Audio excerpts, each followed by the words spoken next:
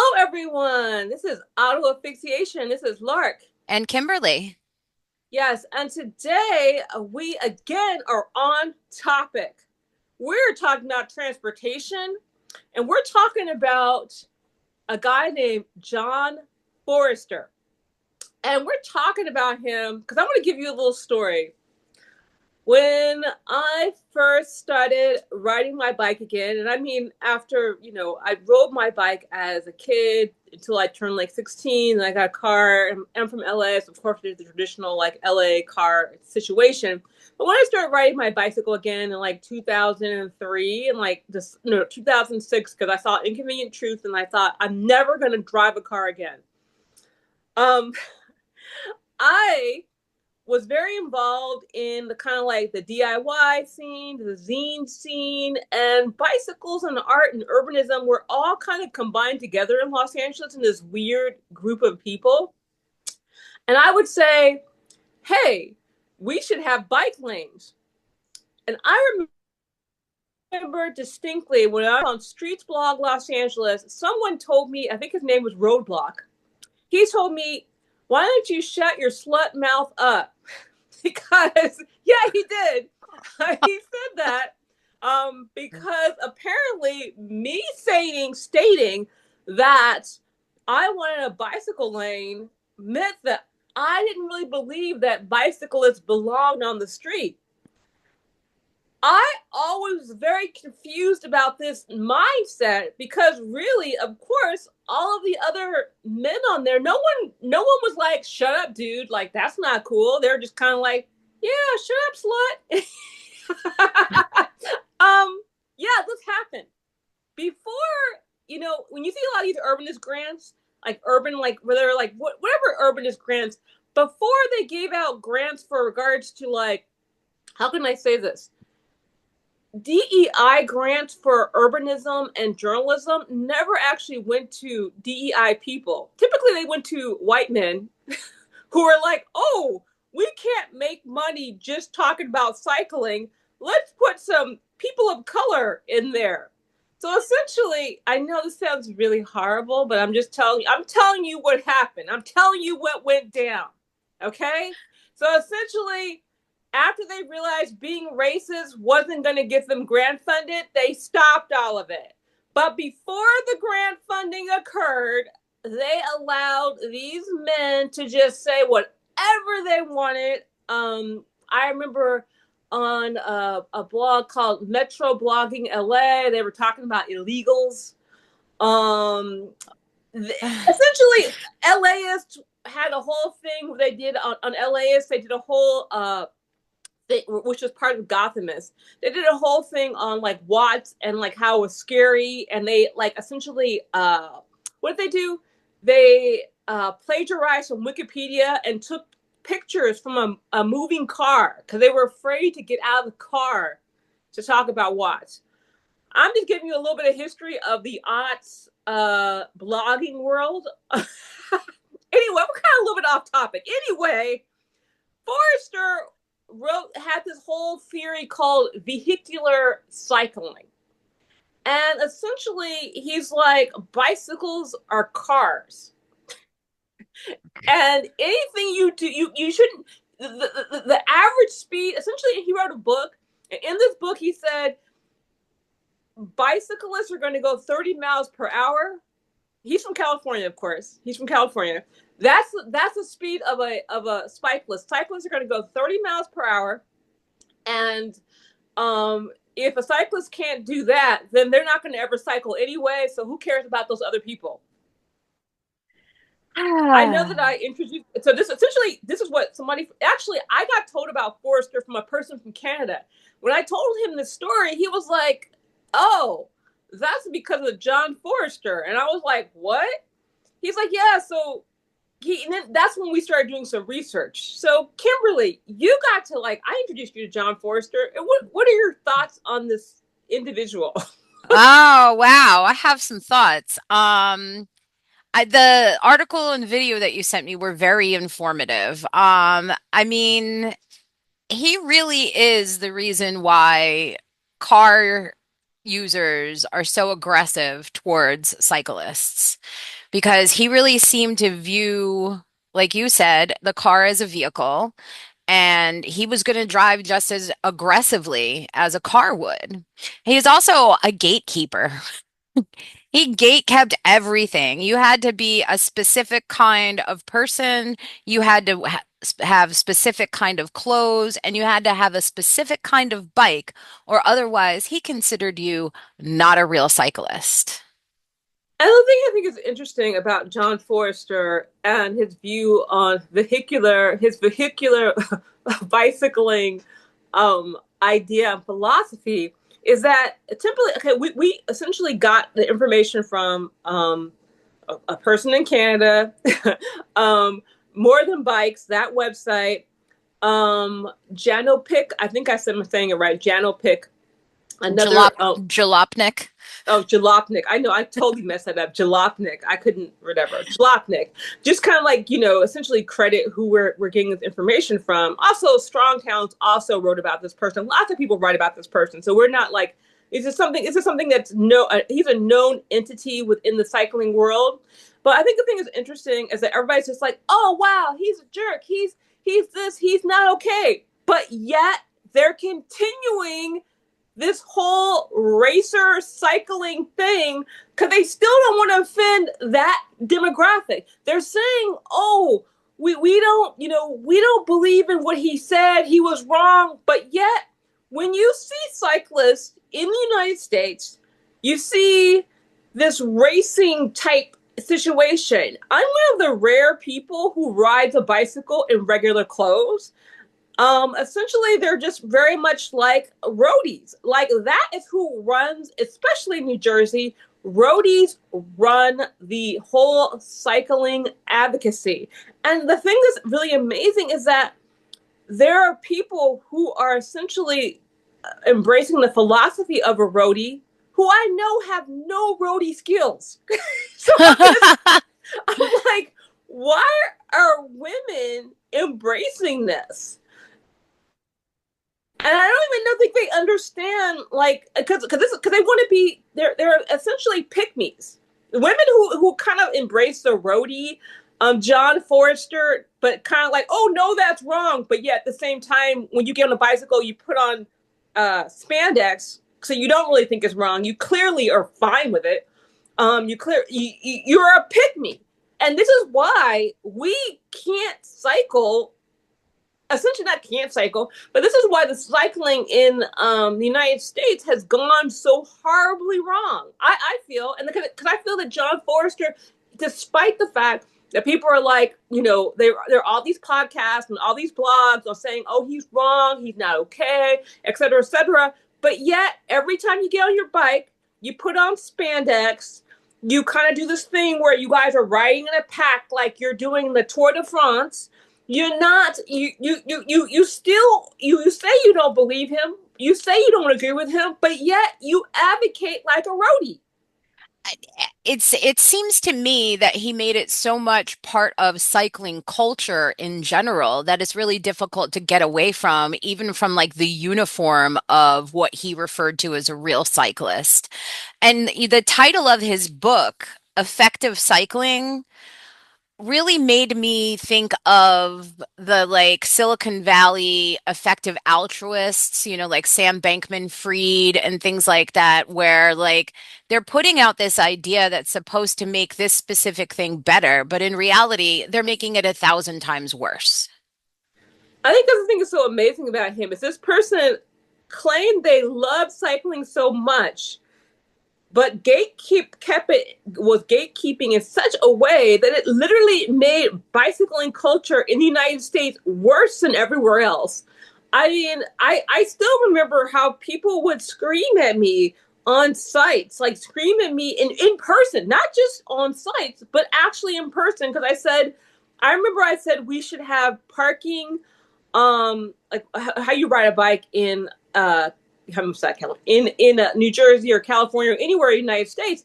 I said we should have bike lanes like by the edge of the sidewalk and then parking on the other side of the cyclist, rather than having the cyclist the side on the other side of the parking so that you could get doored. And people are like, shut up. That's ridiculous. We don't need special lanes for bicyclists. You're saying that cyclists shouldn't be on the street. And I'm like, and I remember just being like, are you insane? Like, what is wrong with you? Why are you talking this way?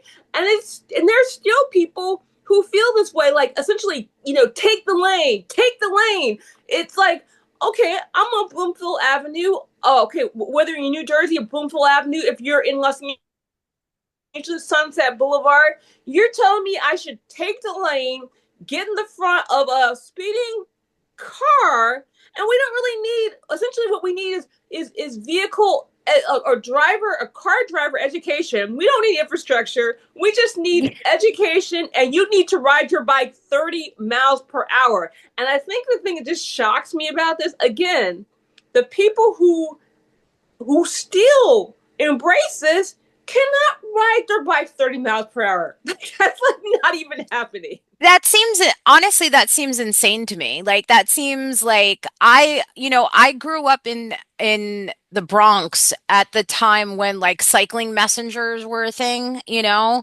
and there were no bike lanes, there were no protected area for bicyclists to run, and those people got hurt all of the time. And those people were aggressive cyclists. You have to be an aggressive cyclist in order to be like a messenger in Manhattan. Those people got creamed all the time. And I don't think they could even get up to 30 miles per hour. Like where are you going to get up to 30 miles per hour while you're cycling unless you are doing the Tour de France? Well, this is like, I think this is the whole thing that I think is just really weird. It's like you're creating a situation where essentially it's dangerous for people. People end up sitting in a situation where they're actually hurt.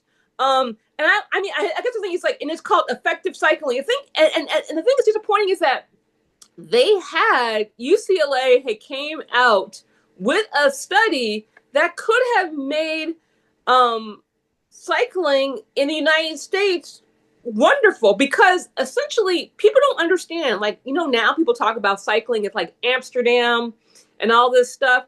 They were also very car centric at the same time. Essentially, when oil prices went up in the 1970s, lots of people made choices, and we could have made those choices too in the United States.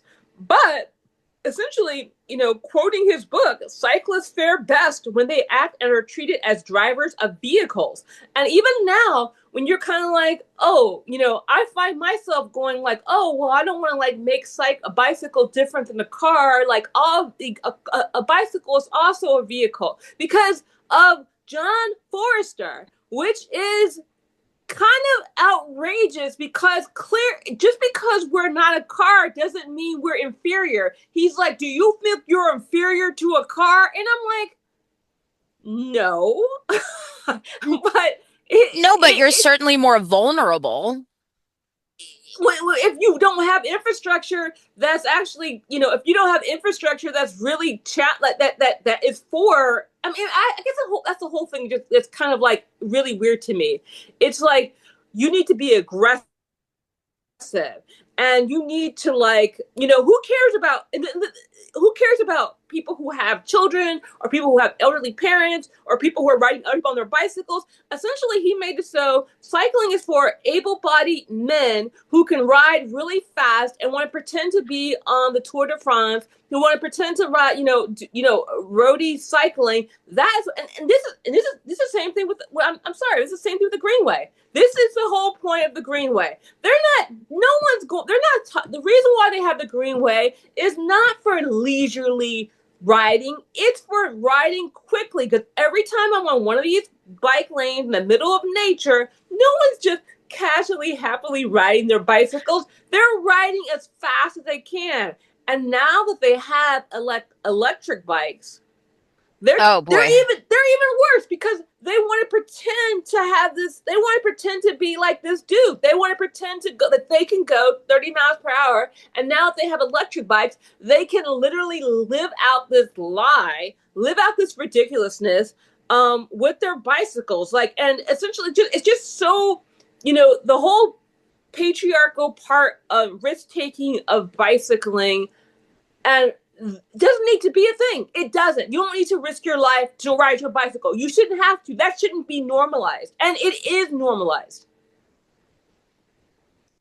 You're absolutely right. Like, when I read through this article and I was watching the video, it occurred to me that this man, John Forrester, had tunnel vision. He saw cycling a certain way, and no one else's vision was good enough for him. He continued to spread misinformation. He wouldn't even pay attention to UCLA's research proving that he was wrong.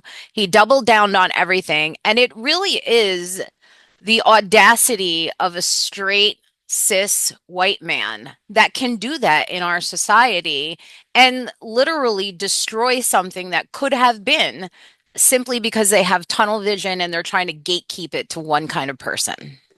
And what I want to understand is, why didn't anyone say anything? Like, why was he allowed to turn? Essentially, he framed cycling as a sport. It's still a thing now. It's still viewed as a sport in the United States instead of a mode of everyday mobility and transportation. Why didn't anyone say anything? And it goes to essentially why we're in the situation that we are in right now in the United States, where it's like, I don't want to like talk about this super aggressive guy. Like, how do we deal with people who are aggressively wrong? And why do men let other men who are aggressively wrong essentially dictate norms and procedures? And not only that, this people are like, oh, well, we think he's wrong, he's horrible, blah, blah. He got a book published.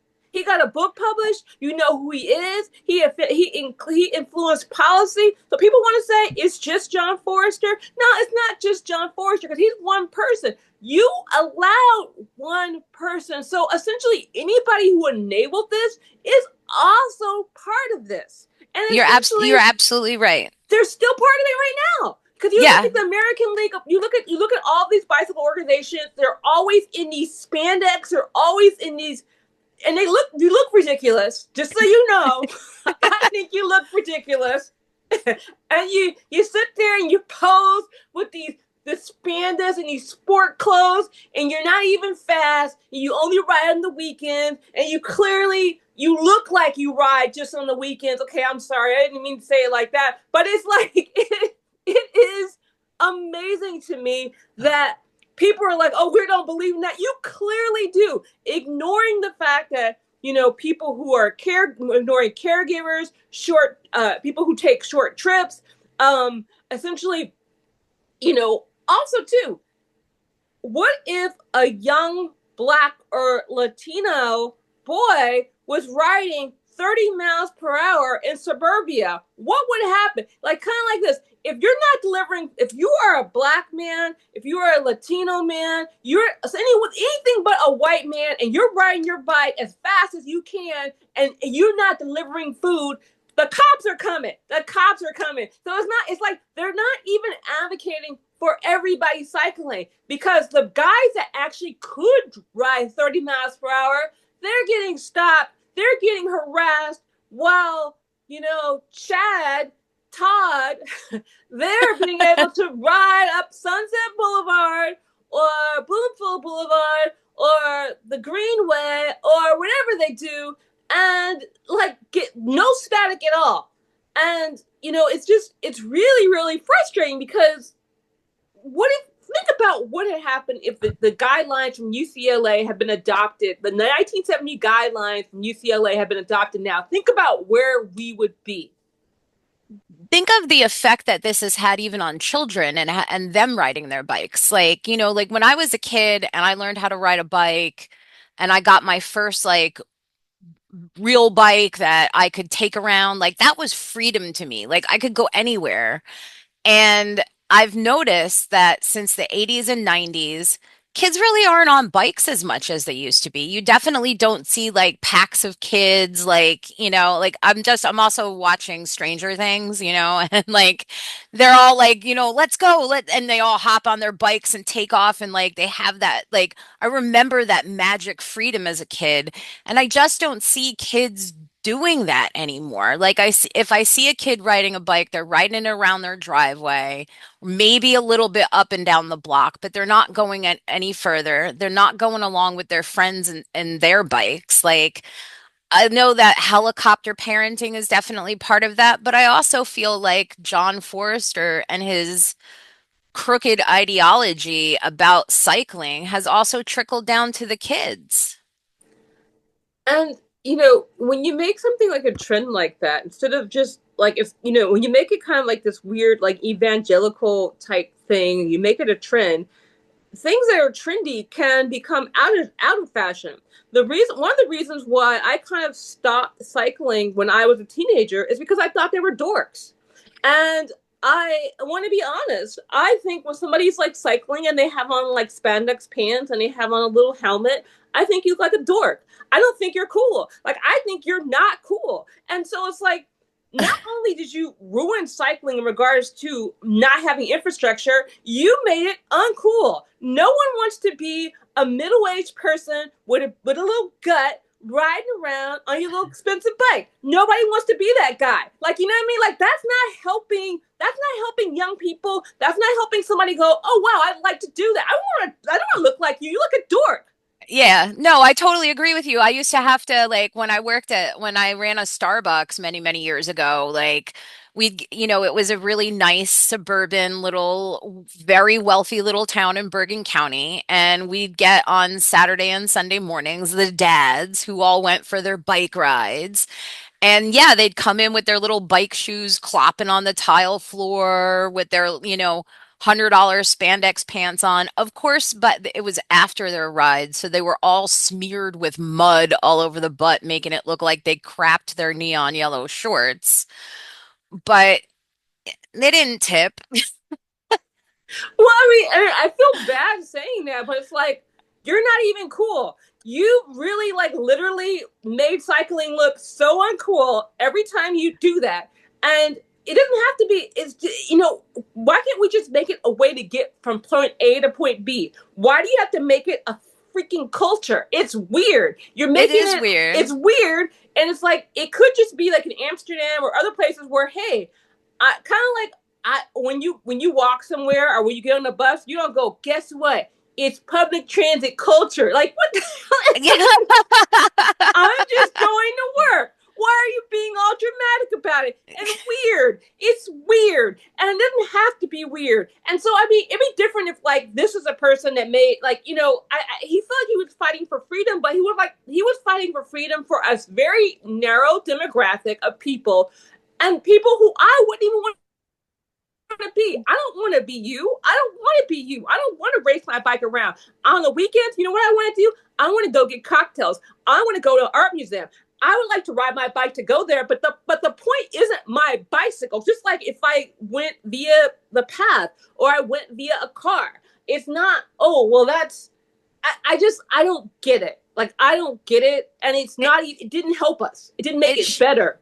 no, and you can't advocate for freedom while having such a blinders on approach to something. This is a cult. These are the same people that were wearing Livestrong bracelets for so many years. Like I'm laughing because some of you might not know what it is, but I do remember that whole thing, and I always just kind of like, get away from me. the I mean, Livestrong era. Yeah, everybody's yeah, going to be Lance Armstrong. yeah, like, what are you doing? And then once something, and that's the whole thing too. When you kind of become obsessed with this one individual, and then it turns out they were wrong, then all Yep. of a sudden it becomes, oh well, we can't do anymore because we're not doing. Kind of like when cycling in the '70s in the United States, they had, like, what was it, that Breakaway, that movie Breakaway or something like that.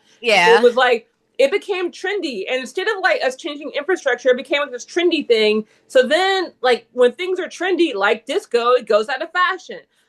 Except for punk. That's kidding. Punk is always in style, but also it's very interesting because the thing is that I have been cycling since like 2006, 2007, but I'm not viewed as the authority. I'm not viewed as an expert because literally I'm not a guy, which is amazing to me because a lot of these people who are alt transit leaders outside New York, outside of New York, most of the men who talk about bicycling only do it on the weekends. I'm literally do this every day. And I don't understand why I can never be an authority. I can never, because, I wear regular clothes and I seem like a normal person. I'm not a dork. So I can't be an authority. Like an authority needs to be like, oh, look at me. I'm looking at it in this weird technical way. Just rather than, it's so individualistic. It's so like when I think about myself and I think about, bicycling, I'm just kind of like, okay, the climate crisis. I'm thinking about the fact that it's like, it would be better and more convenient for everyone if they didn't have to get in the car to go everywhere. This is a really economical option, but I'm not really thinking like how fast I can go. But I also want to know, why is there this thing with other men that will not challenge, like, is there some kind of weird, like, bro There's a code? there is a bro code, and it literally covers everything, like, like, and I feel like, and this is a little off topic but still kind of on topic, but I feel like, men in their relationships with other men don't have like the heart to heart conversations and the hey, what you're saying is wrong that women do to one another. And they're very non-confrontational in their relationships, work relationships, friendships. Like, it's really odd to me because behind closed doors, they'll all be like, yeah, man, that guy was so wrong. It's like, so say something. Tell them that they were wrong. Tell them in front of everybody, and maybe they'll stop. Well, this is, I think, something very interesting. It's like, especially middle class professional guys do not challenge people in a public space. They will challenge you. They will Oh, challenge yes. me. Oh, well, do you think? Well, what about, But they won't challenge each other. And also, they won't challenge each other. They also don't take what you say. If you're a woman and you say something, there's always this, well, what about, what about, what about? But if you are a man, they will. If you're a man and you are equal or more standing, like you have a college degree, you have a professional job, they will not argue with that person. I think that's one thing I did like about the certain DIY scenes. Some guys would be like, "Shut up, man, shut up." But like as they go up this kind of like social ladder, middle class guys do not challenge other middle class men. They just don't do it. They don't want to jeopardize their social capital. And it's funny because like I see that with even like within my own life. Like I see that in interactions between my family. Like, I have a younger brother who's 21 years younger than me. He is an artist. He's very, very smart. Um, but like I'll say something to my father and he'll disagree with me. But my brother will say something and he'll tweak the words just so. And my dad will be like, see, that's exactly what I'm talking about. And I'm like, but no, you just heard it from a man instead. Yeah, and this is the whole thing, and it's like, okay, then they'll try to make it seem like, instead of what we're saying being a universal thing, they'll be like, well, that just applies to women, and it's like, well, look, most people in the world are not college educated white men with $1,000 bikes. Yes. What I am saying and my perspective is much more of a universal thing than what you are saying. So how am I put into this weird ghetto of like, segregated from the universal conversation when what I am saying is much more universal than what essentially someone like a John Forrester, upper middle class guy, has the resources to publish his book with like literally no unpeer reviewed nonfiction book of nonsense. I don't have how many people have that kind of power? I'm much more like a regular person than that guy. But Forrester was able to literally, essentially get rid of bike lanes, like talk about, taking the lane, and literally, he died in like 2000. Oh, it was weird. I was going to say, like, I was actually called a slut to shut up.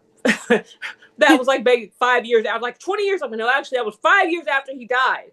And I'm like, that's the kind of impact that he had. And we could, like, why we have to start challenging ideas in cycling that normalize harm. And I'm not talking about, oh, we need to be safe. It's not even about that. It's like this weird thing where it's like they want to use the word safe, but yet they don't want to. They want to act like it's such a big deal to want a bike lane, or it's so like, oh, that's because you don't want to be hurt. No, it's just normal. It's called physics. Like, two-ton Yeah. car like running into me would kill me. That's not like, oh, well, I'm a scaredy cat. That's not that's called having common sense. And drivers have gotten so much worse. Like like I drive around town to run errands and things like that, and I am appalled, even in like if I have to make a 10-minute drive, how bad it is. Like people crossing over double yellows, the bane of my existence, double parkers. I'm gonna get you all. Listen to me. I'm gonna get you all. I'm getting a pink tow truck. I will tow you politely to a spot.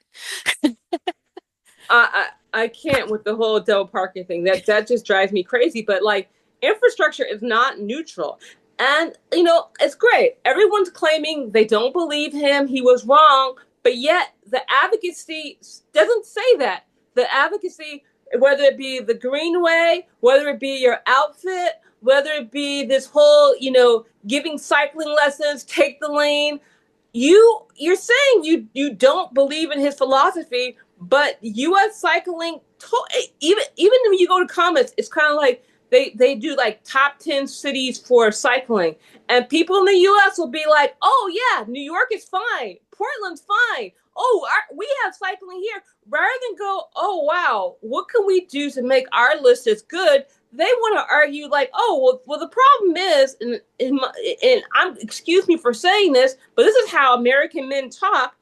When they see the list and they don't see a United States on it, they just go, oh, that's because those guys are pussies. They don't really feel They don't that it's understand like, American oh, exceptionalism. yeah, exactly. I mean, they don't they think like, oh, well, we're just as good. Like, really, we're doing this? You think New York is fine? Yeah, it's fine compared to the rest of the country, but is it really fine compared to Amsterdam? I don't think it is. Let's be for real. It's not fine compared to it's not fine compared to most places in the world that have cycling infrastructure. It is not fine how it is. And I don't understand why you would argue this point like, oh, that's like not true, because if you go to any like top 10 cycling cities, you will find U.S. men on there arguing that, oh, well, Portland should be there, New York should be there. No, you shouldn't. You actually should not. Should absolutely not. And it just, you can look at certain cities around the United States and you can say, okay, cycling works here because they have the infrastructure for it. Like they did like they did like that whole revamp of Jersey City and put in all the protected bike lanes. Like you can look around at certain areas and say it works there, but it's not a success until it works everywhere.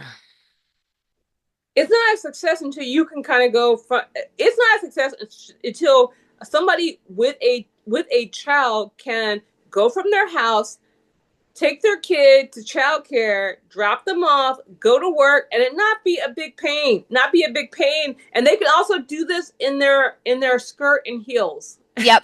and with a little, like, maybe have a little helmet on. But if you gotta like, oh, I gotta change my outfit to go to cycle, that's not going to work. You No. gotta change your outfit to cycle. That's not going to work. So until that happens, until a person with a 2-year-old child can drop their child out at childcare and then go to work and then do the same and then come home, pick them up, and it not be a bunch of drama, nowhere is working here.